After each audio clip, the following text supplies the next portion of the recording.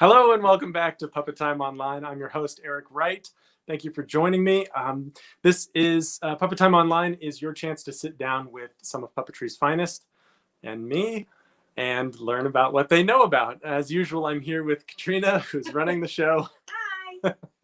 She's going to be catching your questions and comments.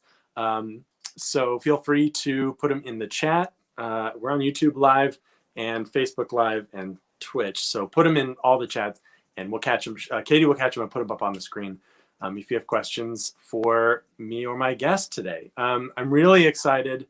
Well, in general, it's the first snow today, which is just exciting. It's a mini baby snow. It's a little tiny snow, and I'm really excited for what that means. I think it's going to be a lovely winter. It's going to be cozy, which I like. I'm very excited to bring on our guest. He's a friend of mine that I've known for many years now, and I'm really excited to talk to him about the exciting new developments in his career with some of the characters he's made. So I want to bring on actor, dancer, performance artist, puppeteer, Mr. Jonothon Lyons. Hi. Hi, hello. Nice to have you here. Thanks, pleasure to be here. Yeah, how's it going? It's going well. Yeah. Yeah. What's been going on? Well, about a month ago, I started going out in this rat character I have, and some people took videos of it, put it online, and it's gotten a little bit of attention. So yeah, I've been taken over. I want to definitely get into Buddy the Rat is the guy peering over your shoulder, right? This is actually Angela, Buddy's female counterpart. Yeah, I've got Buddy right here though. Aha, classic. I want to totally talk about them in a sec, but we always start the show. I want to know about how you got started in puppetry. Sure. So I always wanted to be an actor my whole life. My first play was when I was 9. I played man number 2 in Rumpelstiltskin at Greasepaint Youth Theater in Scottsdale, Arizona. Nice. I remember the name of the character. I think I signed someone's program, man number 2. I thought it was like how you did a signature. That's right. And then always, acting and singing and musicals and plays all through college. And at the end of college, I just kind of had a spiritual parting of ways with traditional narrative performance acting. Mm-hmm. It was no longer interesting to me as an audience member or as a performer, and I just kind of didn't really know what else was out there. I just knew that I was really excited by shows like Blue Man Group, De La Guardia, Slava Snow Show, like these big, crazy like shows where you go into the theater and you experience something you never will run into in your day-to-day life. You'll never see a person, you see people sitting around eating dinner, hashing things out all day long. So I was kind of like, I don't want to go to a theater and see. I've since changed. I have a deep love of true narrative human drama now. But at the time, I needed to make a change. And I said, I want to do physical performance. I don't know what that is, but and I lucked out that there's this amazing theater company called Imago Theater in Portland, Oregon. And they have a show called Frogs with a Z. They've been doing since the 70s. It's a big family-friendly show that happens every season in Portland, and they tour the world with it. And so I got to be a member of that company for 4 years. And we were literally frogs. Like the curtain opens, and there's 3 frogs staring at the audience. Big, beautiful paper mache masks and like leotards on the actors. We're all in really extreme positions. Sure. And the show is all these vignettes of different animals: frogs, anteaters, penguins, polar bears, lizards, alligators, like whole thing. So that's where I learned animal, creature performance, mask performance. Yeah. And to bring it back to puppetry, there was a ton of puppetry in the show. Actual puppetry, rod puppets and things. but we never, because it was it was under the kind of term of mask performance. We never considered ourselves puppeteers. We considered ourselves mask performers. Sure. And then 4 years later, the transfer of Warhorse from London to Broadway was happening, and I got called in to audition. Hmm. And it was only in that audition that it occurred to me that I was a puppeteer, because they were That's like, cool. "Here you go, hold the puppet, do this," and I started doing it, and I was like, "Oh, this is so familiar. I know exactly what Sure. I'm doing." I was like, "Oh, I've been learning puppetry for 4 years." So That's cool. yeah, that's kind of how that happened. Did the Frog Show have like, were they run by like classically trained mask performers? Any like Commedia dell'arte or anything like that? The founders of the company, it's Jerry Mawad and Carol Triffle, and Carol was a student of Jacques Lecoq in Paris. She was one of the. It was usually when he was running the school for 50 years or however long. It was always a 2-year program, but there were very rare few that he invited to do a third year, and so she was one of the third years, and I believe her third year was also the year before he passed away. So she was very close with him and with the family, and she may have been his assistant also a little bit longer, something.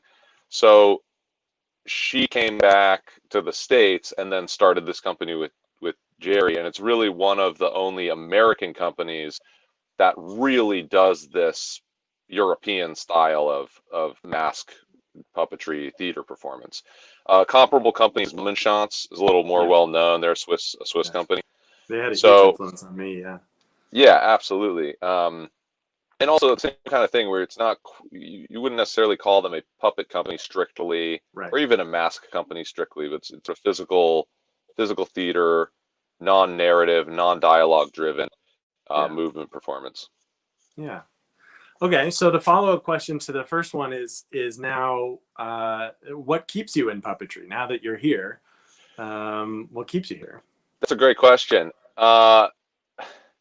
So I had this step away from traditional narrative drama performance, and I got to live every dream of physical performance, including being a Blue Man in Blue Man Group, performing in Vegas in an 1,800 seat theater. And I That's was like, incredible. okay, this Yeah, is we have a picture of there, that. there I am, one of the few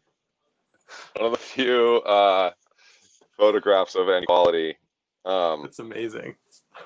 I think that's backstage on my last performance in Is that Las right? Vegas. Yeah, I think so. Because I didn't have a lot of photos of me in full makeup, and I asked a guy to come around. That's Yeah, awesome. I love that show. I never a saw the little Vegas intense. version, but I saw the one down on Astor Place. Yeah. Hmm. Um, Yeah, I mean, it's an amazing show. It's one of those shows where you go to see finally after yeah.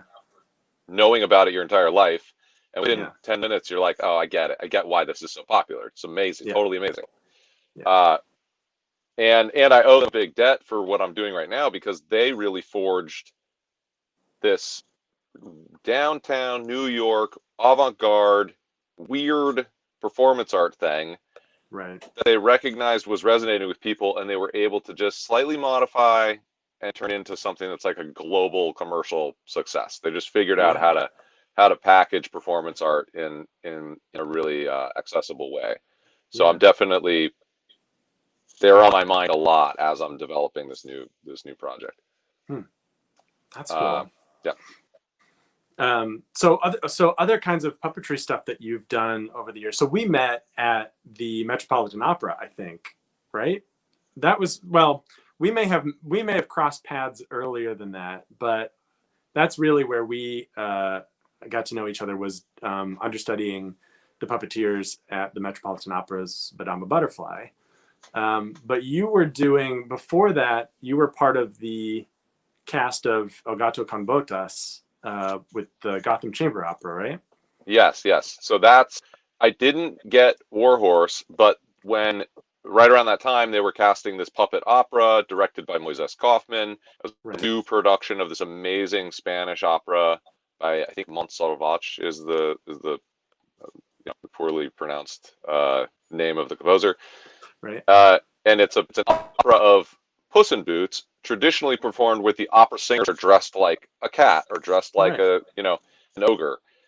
And this company really wanted to do something different and turn those characters truly, let's see a cat on stage and what a Right. cat can do. And so they had this puppet company called Blind Summit, build these incredible puppets, and they reached out to first of all, for anyone who's not totally familiar, the puppetry world is microscopic. There's like 50 people in all of New York City doing Yeah. puppetry.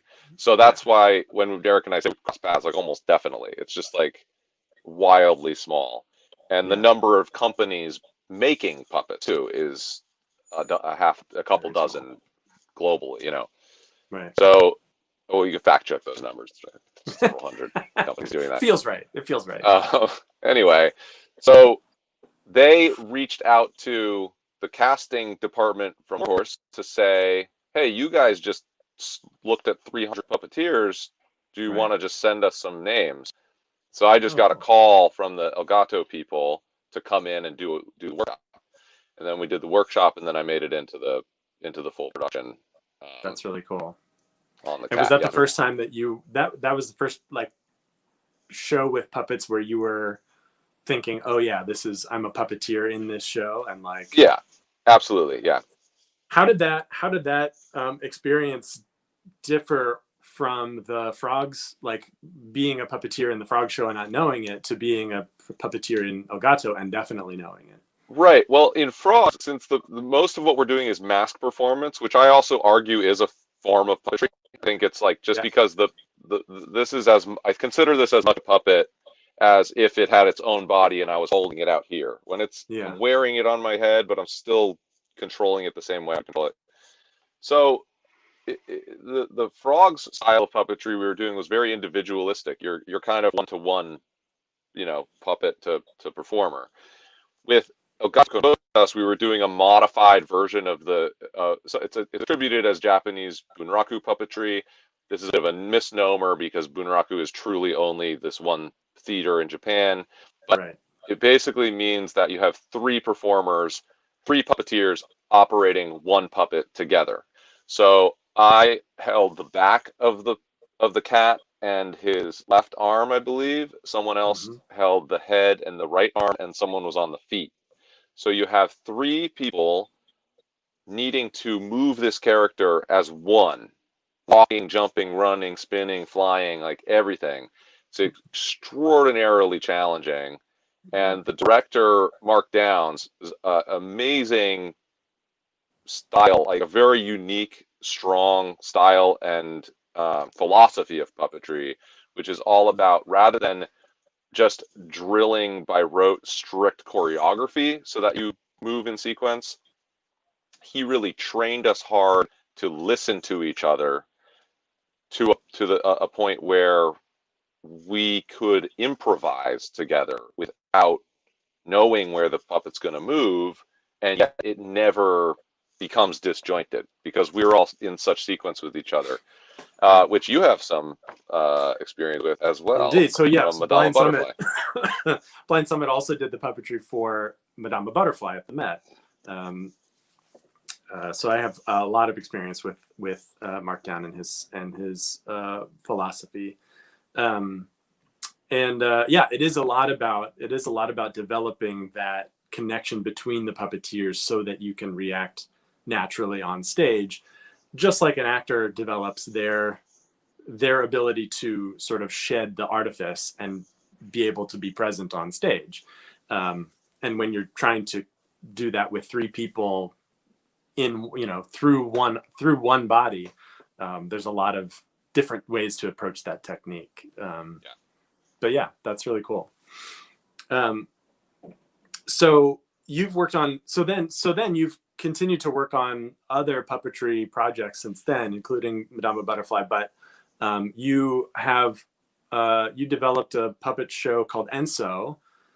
What was was that for the St. Anne's Puppet Lab that began, or did that begin earlier than that? Sort of. Puppet Lab will occasionally bring on projects that are not going to be part of the program, but they just give some time to develop. So I was kind of like, I was able to develop a little bit. And that was inspired by these experiences with the 3-to-1 puppetry, Mm-hmm. and I had the idea of looking at its Japanese roots and thinking, oh, what if there was a story about a puppeteer in Japan in the 1700s who does this style of puppetry, but he himself is a puppet. So the Yeah, idea cool. was you have this puppeteer and he has two sons, and together they put on a puppet show. Uh-huh. So you would you would have three human puppeteers per each Right. puppeteer, and then the puppet puppeteers would be operating a fourth puppet doing a Oh, cool. dance. Uh, it never developed to a full production, but I did a couple of workshops that these images are from, Yeah. and the kind of the climactic moment of the whole piece is that in the end he sort of discovers all this terrible things have happened in his life. It's this grand tragedy, and he has like an existential crisis. And the whole stage would be black the whole time. So all the puppeteers would be shrouded in black, and it'd be lit in such a way that hopefully you don't really even see the actual puppeteers for most of the show. And then in the end, I imagine the whole stage becoming white somehow. So you Mm-hmm. just have this stark reveal of all these black shrouded humans standing around this guy, and he can see us. So then he tries to battle his way out of their grips. Yeah, cool. And yeah, we played around. The choreography it was pretty fun. Getting a Yeah. little puppet to like attack you, and Like playing. fight his way out of the Yeah, it's puppetry kind of like puppeteers. the possessed hand in Evil Dead or something. Like Yeah. you're puppeteering that this thing has its own power, and Yeah. yet you're the one controlling it. So Well, so you've, and that's not the only like piece that you've developed. You've uh before we get too far into my other stuff, I do want to talk a little yeah, bit yeah. about Basil Twist, Yeah. because he just after Elgato con Botas, I think, is the first show I did with Basil, and he has really become my main puppetry mentor. Uh-huh. Uh, and anyone watching this show is probably familiar with him and his work. But what's really special that Basil did, because everything we've been talking about so far is what most people think of as puppetry: animals, people, characters that are Mhm. brought to life through movement. Whereas Basil's major contribution was from a show called Symphony Fantastique, where the Right. whole thing takes place in a 1,000-gallon tank of water, and it's abstract shapes and fabrics and glitter and bubbles, and Yeah. there's no puppet in that show that looks like anything recognizable, and yet it totally makes sense. And it's kind of Yeah. like Kandinsky, or it's these, or Rothko. It's like he brought the concept of abstract art to the work of puppetry, and it was just really. I mean, you must have ate that up as a person looking for an alternative to narrative theater and just like looking for other things. Yeah, Did you? I know that you were a part of the. Were you a part of Symphony when it was revived here in in New York 2018 I was, yep. in And 2018? Yeah. he just released a film version of that production, and I'm in that. Oh, cool. Yeah. Yeah, it's gorgeous. In fact, I think that was Katie and I went to see that show on our second date. Mm. Not in 2018. No, The original version. But it's great. It's so cool. And 16 years ago. yeah, I would encourage people to go check out the film version. I think that's probably at the Here Arts Center website, right? Here.org. That's Yeah, how I and get the Basil put film it up on resource. his Vimeo Oh, and it's Vimeo. Okay, great. also. Yeah, so I'd probably go to Basil's website. That's really cool. So Basil sort of took you under his wing. What other projects with him have you worked on? I performed in Petrushka, Symphony Fantastique, Dogogaeshi, and then I was part of the original company of Rite of Spring and Sisters Follies. Right. I think that's all It's a 5. lot. I It's a lot. think he has like one major show I think I haven't had a chance to do. That's really But yeah, cool. and I also learned from him that you can really forge your own path. You can just do Hmm. your own thing, and as long as you believe in yourself and you stick to it and you just keep doing it, you'll find your audience, you'll find your opportunities. I Hmm. mean, he does something that no one else really does, and over time the arts community has found him and supported him and lifted him up, and it's always he's also just a great director to work with, like very generous and very listens to you and what's happening on the stage rather than like strictly determining exactly what he thinks it needs to be. Hmm. Um, and I'm always able, he's very generous with his advice too. Like I was able to go to him when I first made this mask 11 years ago. I was like, I want the eyes to blink. I Uh-huh. don't know how to do that. He's like, well, you make them out of wooden spheres and then Yeah. put a pin through it and tie some line and a rubber band to it. It's like, oh, great. Yeah. Instant life. Instant life, right? Yeah. That's amazing. Actually, I want to talk about the rat a little bit. So when did you said made him 10 years ago?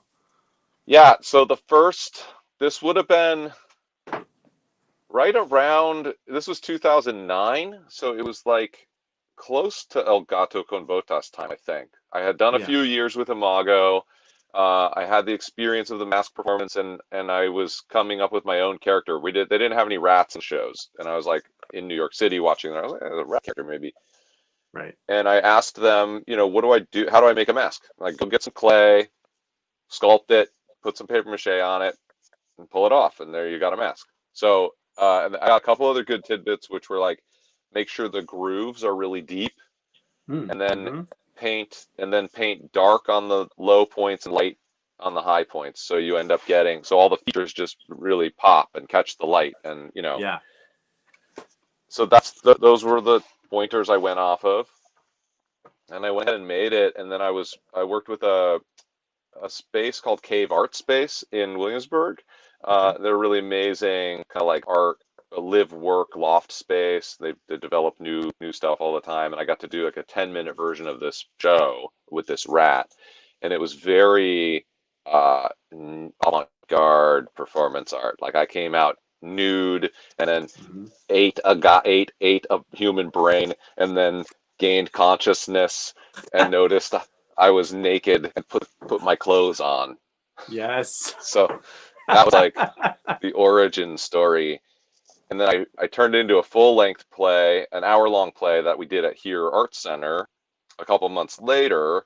And the New York Innovative Theater Awards were keen on it, and I ended up winning a writing award for it, which was cool because there was no dialogue at all. It was Right. pure movement based. So I thought that was a cool nod to that is also just acknowledging that writing a story is still writing. A solid Yeah. story, like the opening 10 minutes of Wall-E is very well written cinema, even though there's not a Right. single word is spoken, right?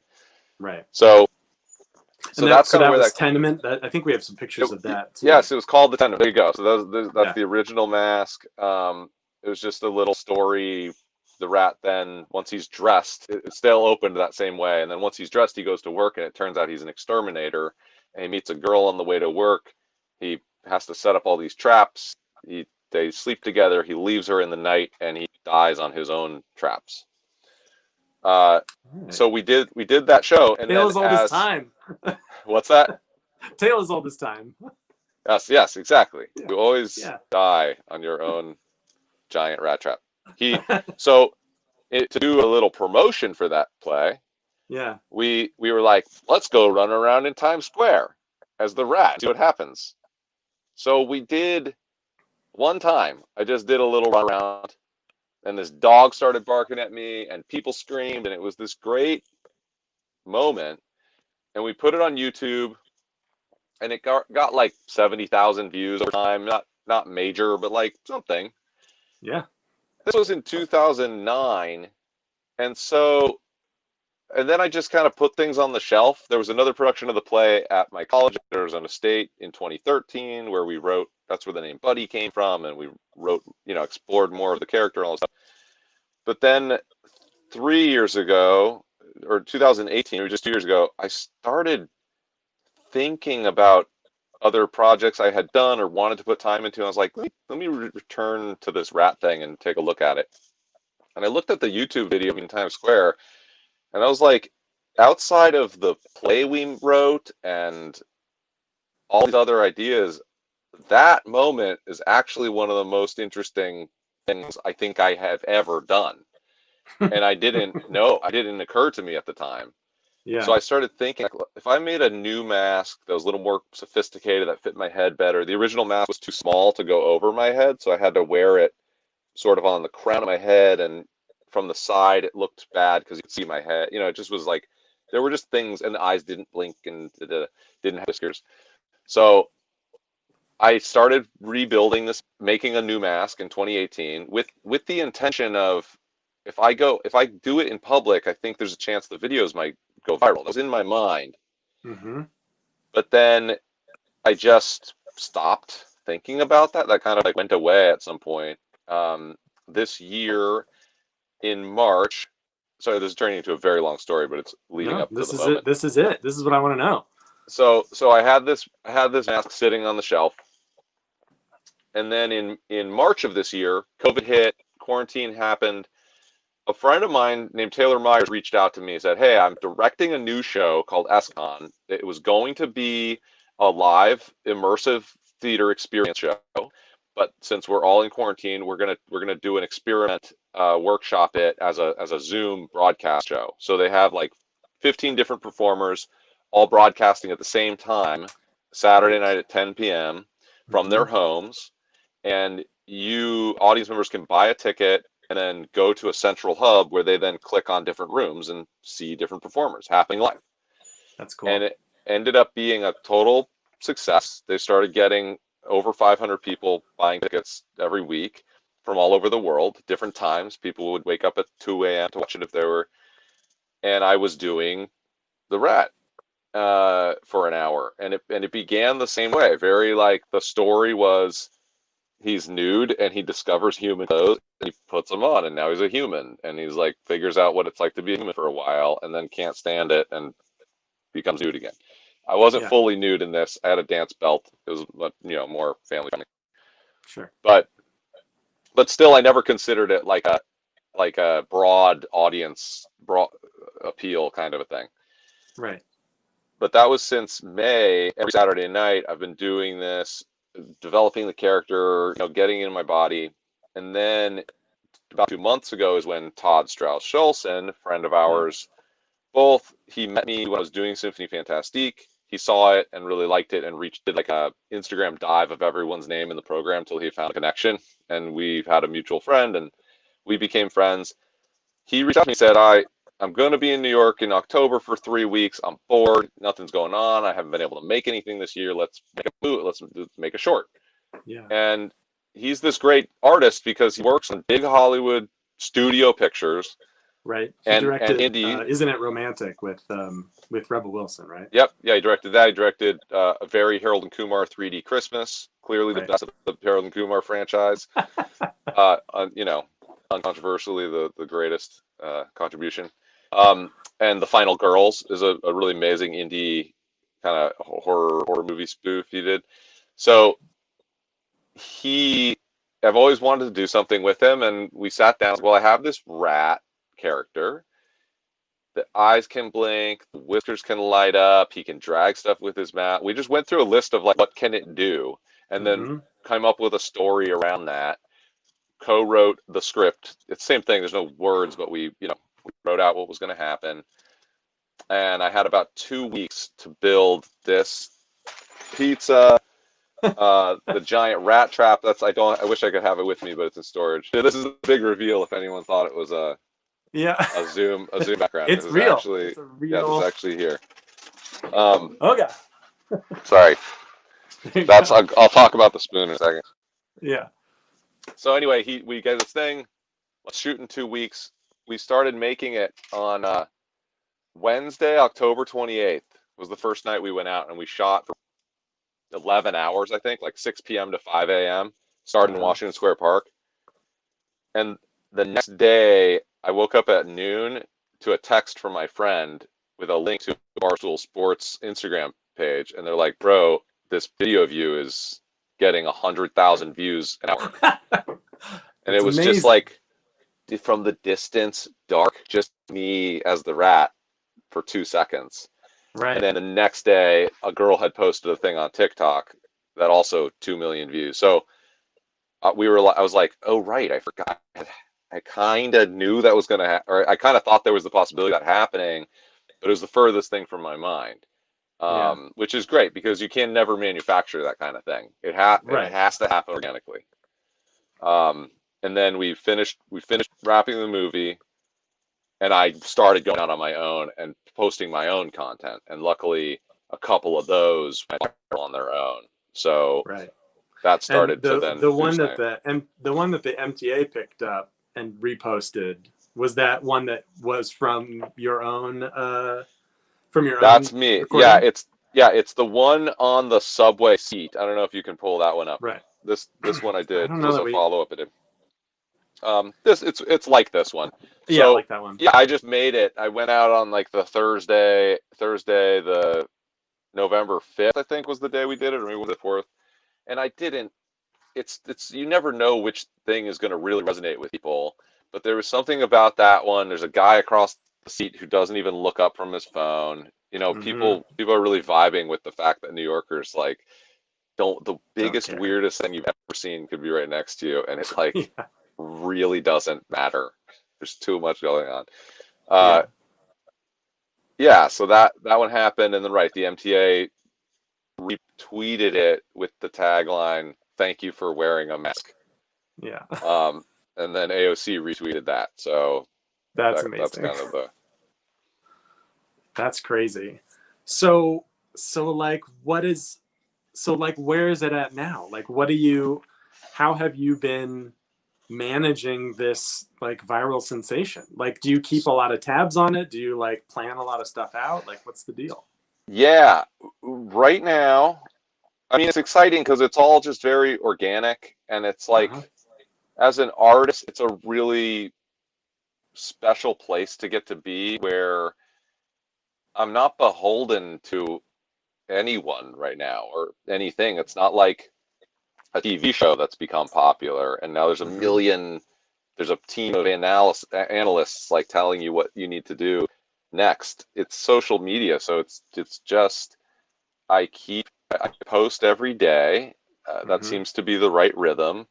Mm-hmm. My followers are steadily climbing, especially on TikTok, and I'm getting I'm coming into contact with all these amazing, vibrant, dynamic artists and influencer people who are at the same level or ahead of me or a little smaller follower, whatever it is, but they're all doing something that is compelling to people.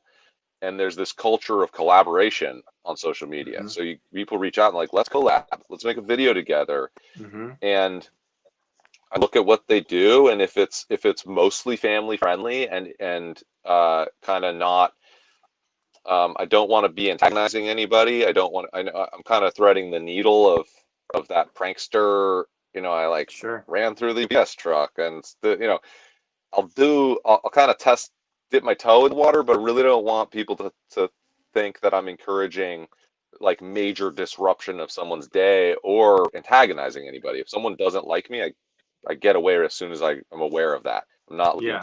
to cause anyone trouble.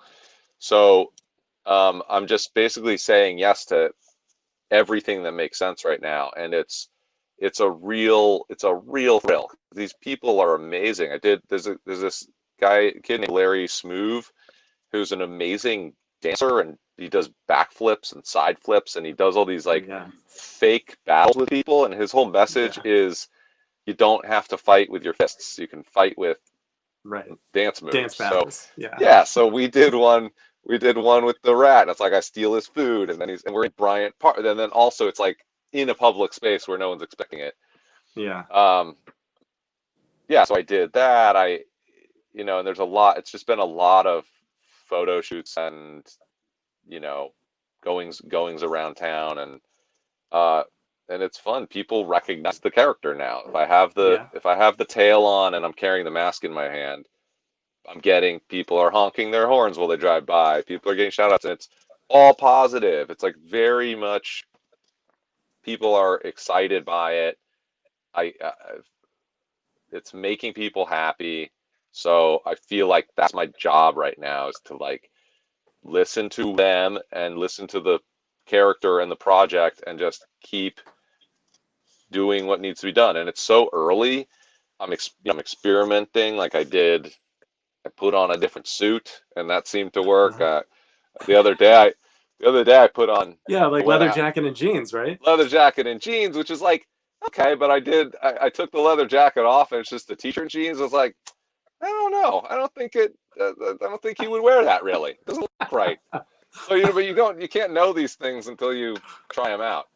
And you Yeah, also I have the really feel metrics like, of how many people like the picture. It's like, okay, yeah, I really feel like I want to watch Buddy just like looking through his closet and just like trying to yeah. decide.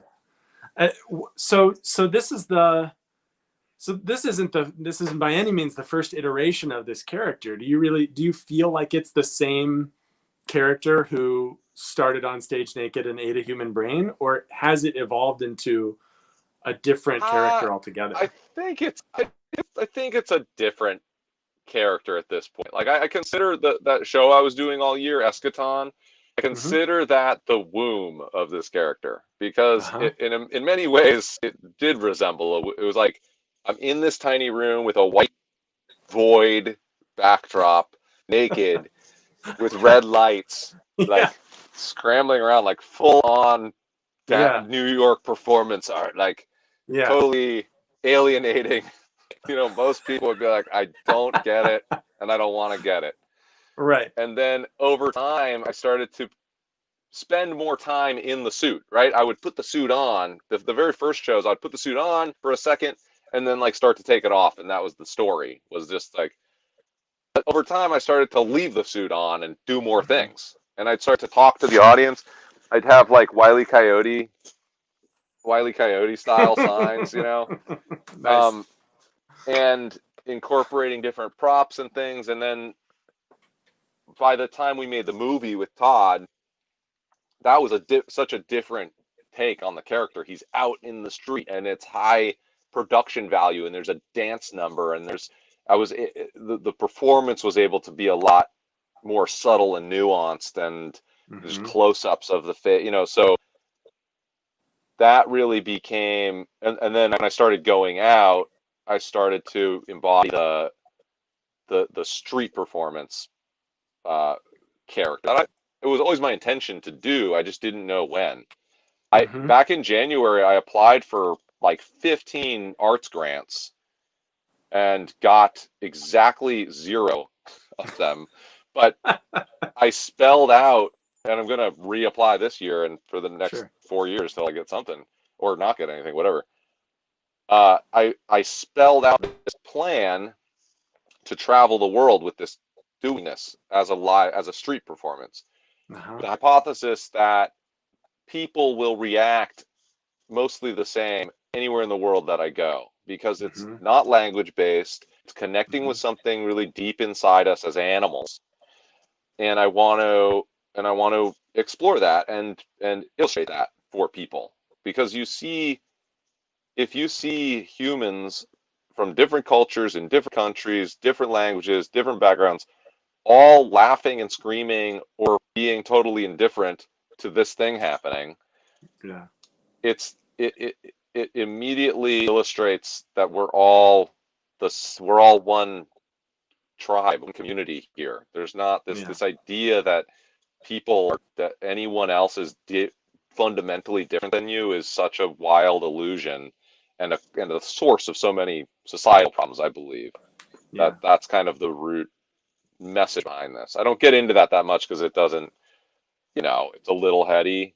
Mostly it's just I'm looking to put smiles on faces. So Yeah. But I mean, I feel like that kind of those kind of heady ideas help support and like bring depth to bringing smiles to people's faces. Otherwise it's just kind of hollow. I think like that's really important to have, you know? Yeah, it's Uh, true. Like, and I don't think this would be resonating if I didn't know why I was doing it yeah, or what I was doing. exactly. And Do in you the feel like beginning, when, it's yeah. yeah, go ahead. Just in the beginning, there was the first week or so, there was definitely plenty of comments that were like, "Oh, some kid in a costume trying to get attention." You know, like this total dismissal thing. Right. But now we're going on 5-6 weeks, and it hasn't.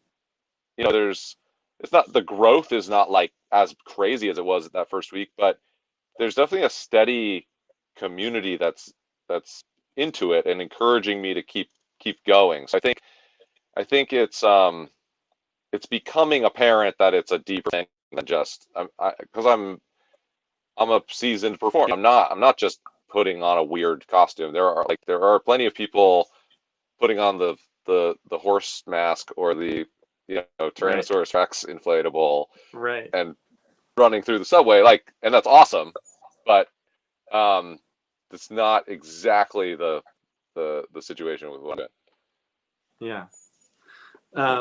Do you feel like, I mean, because I feel like the main difference is like you're really like developing this character. Like it's a real, like when you're running around the streets, are you like, how much of you is thinking as the character Buddy, and how much of you is thinking as Jonothon, like this would be a good place to go, or this would be like I need to get out of here, or you know, Yeah, how how do you manage that?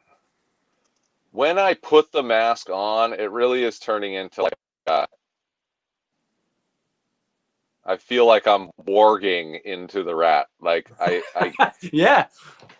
I pop it on, especially if I'm ready to go. I have the gloves already, I don't need to adjust anything. Yeah. I'll get it on and immediately go into like the four-legged leap. And Yeah. then it's all just proprioception. It's all about like not crashing into anything. So keeping hyper aware of where I'm at, sensing the energy in the space. If I'm gonna jump to try to get a rise out of someone, or if I'm dealing with like a small child, I really don't want to appear scary, so the movements are super cautious and careful. Same with animals, like dogs Mm-hmm. often get agitated, and I don't want to cause them stress. It's Mm-hmm. definitely an interesting thing to see a dog barking at me, but I hope it's more like them barking at a squirrel that's passing by than them being afraid. So I don't charge them Right. or Or like anything. an I might intruder or just, whatever. yeah, I might like look at them, and they Mm-hmm. sometimes, and sometimes they don't care too, which is funny too. Right. But yeah, I really kind of just let go and get into it. It's similar to what we did with Imago. The final piece in that show, Frogs, was a piece called Paper, and we would come out with these big frames of paper. So it's a shadow. You just see the shadows of our bodies, and we move them around, and then we break through, and we reveal our faces for the first time, and then like 100 pounds of paper falls from the ceiling. So many giant sheets of paper, and then we're ripping them and jumping. Yeah. And the whole point of that piece was to empty the gas tank. Like every ounce of energy you have as a performer, you put into that final piece, and that is what the piece is. We just watched. They're not animals. They're not. I mean, it was different than everything else you had seen, and so I Mm-hmm. think I bring that to it a little bit too, and I think that's what people respond to, because it's Mm-hmm. the jumping and spinning and these things are really like surprising bursts of energy, which I can Yeah. only do. I can't think about doing it so much as just like giving it. Yeah. I don't know, giving over to it, letting my body take care of it. Yeah. I didn't even think like just technically speaking, like what's the visibility like in that mask? Like how do I you I have about, sometimes I mix up how I describe it, but 50% visibility. So I'm looking down when I'm wearing the mask. It's sort of on the top of my head. That's what Sure. creates the illusion of it. It looks like an animal with the spine is attached at the back of the skull instead of the base of the skull, Yeah. which messes with your perception. That's why people get Oh yeah, there spooked. we go. This is a perfect example. So these are the like prototype cardboard masks that I made before Nice. doing the actual clay sculpt, because that gave me a sense of how big it needed to be for my head to fit inside it. And then obviously I'm using a reference of an I actual was gonna say rat. the one on the bottom is very realistic looking. Very realistic. Really Yeah, nice sculpt. yeah. Actually added fur. And then I'm looking through. These are just pantyhose. Oh, So cool. it's just like it's a good cheap strong material. Like this is the Yeah. same piece has been on it for all year long, and it has a couple tears, but it's like it's constantly getting stretched, and so I can see I can see through that Yeah. down, and I'll, every once in a while you'll see me give a sniff or something, and that's how I'm looking where I'm gonna go. But then I'll Sure. just kind of like trust myself not to crash into somebody. No. And you said the eyes blink and the whiskers light up. Oh yeah, And whiskers. it looks like the ears are on, like, are they on little springs and stuff too? Of course, we're very well lit here, but Yeah, there we go. the whiskers are made of fiber optic cables, which was Nice. simply a design solution because they make great whiskers. It's like Yeah. they hold their shape. They catch light, so they look white or clear, which is like what. Yeah. And I went to Basil's studio, and I was like, Basil, do you have any extra fiber optic cable? Because I need it for my rat whiskers. And he's like, are they gonna light up? I was like, nah, they're just this is good whisker material. And he's like, bro, if you're using fiber optic cable for the whiskers, they should light up. They should light up. And I was like, you're Although I right. can't imagine Basil using the word bro just as a point of You probably do. That's my flourish. That's my version of Basil. He was probably Oh, like, yeah, they should light up, I think. Like, definitely, yeah. He's so soft spoken. He is much more soft spoken than me. Yeah, the eyes blink. I'm working on, so the eyes are rigged to blink for the film, for the short film. There's a few shots, close-ups of them blinking. We just had a line coming out the back of the mask that we had someone holding off camera. My dream, and I'm working with a computer programmer, is to have a servo installed, because there's enough space up here that we have a servo with a board that's programmed to blink like at random intervals 20 times a minute or something, to like kind of reflect natural blinking, so I can just be out with it on my head, right, magically blinking. Love it. I think that would be really cool. And then the other feature, which doesn't get a lot of play, because I do have kind of like a lot of kids are following me on TikTok and stuff, so I don't really promote this one too much, but he can smoke a cigarette and blow smoke out. Let me see if it's working.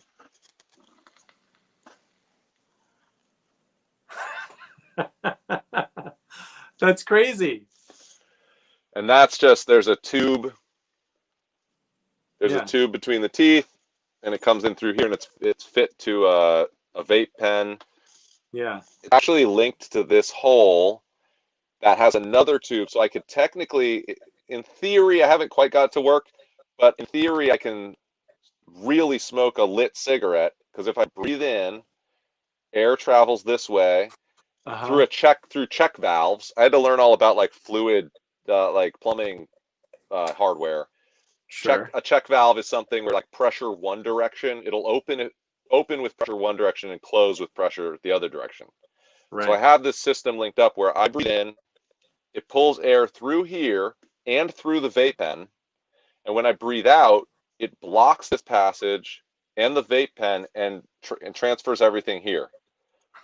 So the idea being, I breathe in, it cherries, it's truly like he's smoking, and then he breathes out through the front. So I feel like it's also 100% New York rat that you can smoke a real cigarette and a vape pen at the same time. At the exact same time, yeah. Because the real cigarette didn't provide enough smoke. Right. Katie, was there a question? You have a couple questions. Okay, great. Oh, cool. Your father, the doctor. Yes. Yes, my dad is asking whether you wear PPE inside the rat. I do. I wear... Yep. Yeah, I keep one of the blue surgical masks on inside. I did. One time I was wearing a KN95, and but it's pointy, so I could see it because the base of the mask, the pantyhose part, is like right up against my face. But I keep a surgical mask on. Nice. And we Nice. also had another question from Jesse. Yeah. Oh, yeah. Asking about whether it's rough on your body to be in this character. Arms back. Yeah. Very common comments are like, "Who's this guy's chiropractor? Oh, you're not gonna be able to do this when you're old." Or, I think yes, it is. But I'm also, a very highly trained physical performer. So Right.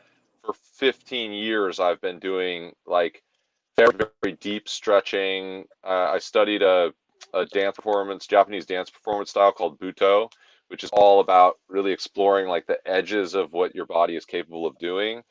I take a lot of care. I do a lot of yoga and a lot of weight training.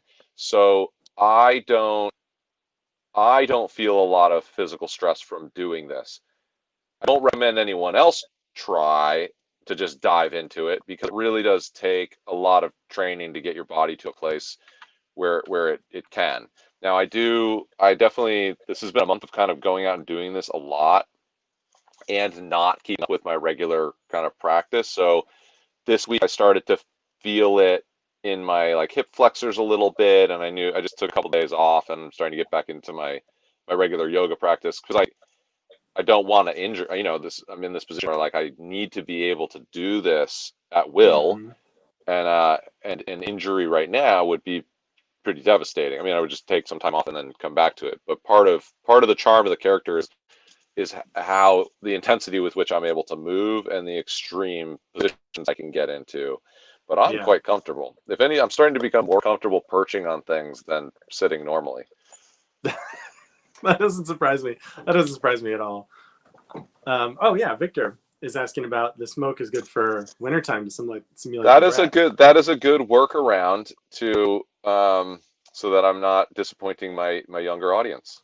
What happened was I had a little GIF of the smoke coming out as my TikTok profile, and some little girl had commented in some things like, "I noticed your profile image. You really shouldn't vape. It's bad for you." And two things, I was like heartbroken. I took it down immediately. And then the other thing though was I thought it was really interesting that she assumed it was vaping, even though I had a cigarette. It was like, sure. So that was definitely something about this new generation that like smoking is kids these days. Am I right? Smoking is so not a thing. They wouldn't even recognize a real cigarette when they saw it. So yeah. That's amazing. Well, I love that this is a character that, like, I think it's just fascinating that there's this whole 15-year story behind, or 10-year story behind this character that has just only recently gotten some attention. And I think it really speaks to not just physically and not just like the age of the mask itself, but just like the life cycle of a character that happens to go viral. Really is about like something that just happened organically, and there's a huge history behind it. Yeah, and it wasn't. I think it's so cool. The time wasn't right for it yet. It needed to. Right.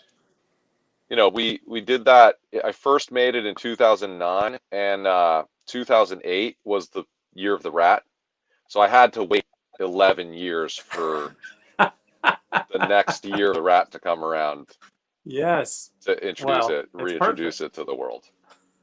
Well, I'm really it's worth the wait. I'm really glad that you did. I think that actually brings us to a great place to say goodbye. I'm so happy. Look at the giant magnet. Oh my gosh, look at this.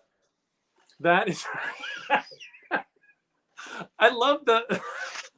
Yeah, we didn't even get to the giant spoon either. And the tiny house, the tiny birdhouse. You wanted to talk about the tiny house, which I love. Tell me, what's the story behind this house? I just have a full-size birdhouse on my window garden that I made during COVID, and as soon as I saw it, I was like, it needs its own window garden. And then once it had a window garden, I was like, now it needs its own birdhouse. So this one also has that garden box. So now I have to make even smaller birdhouse to go there. That's hilarious. So I feel like then Buddy needs a rat-sized rat in his pocket who then with a suit on, who then also There's- has the rat-sized rat in his pocket. There's gonna be a day where you see Buddy out on the street with an actual rat on his shoulder. It's an Something's coming. infinity mirror of rats. Yes, I will always go for recursion. Amazing.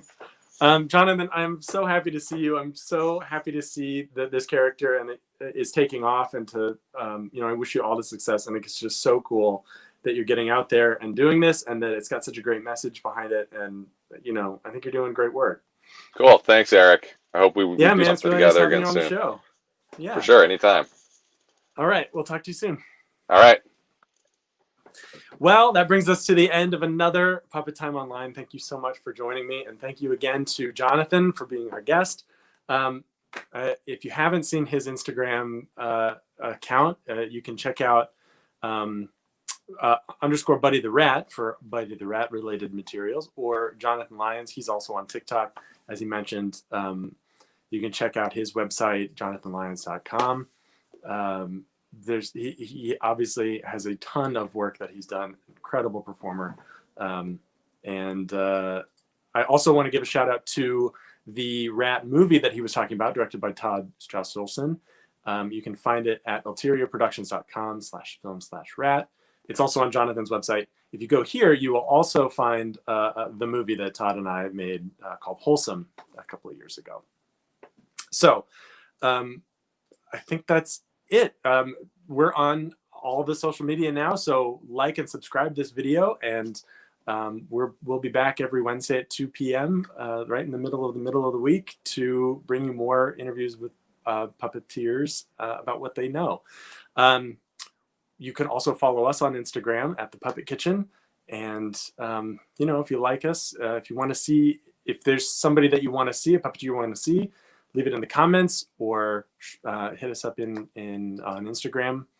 You can also, 'tis the season for giving some great Puppet Kitchen gifts. So check out our merch store. We've got some water bottles and tote bags that are perfect for carrying puppets. And water. Well, the tote bag is really for carrying puppets. Right. And the water bottle is for carrying small puppets or water. And I think that's it. Thanks, Katie. Hey, you're welcome. And thank you all for watching. And just remember, as usual, you don't have to do everything to do something. We'll see you next time.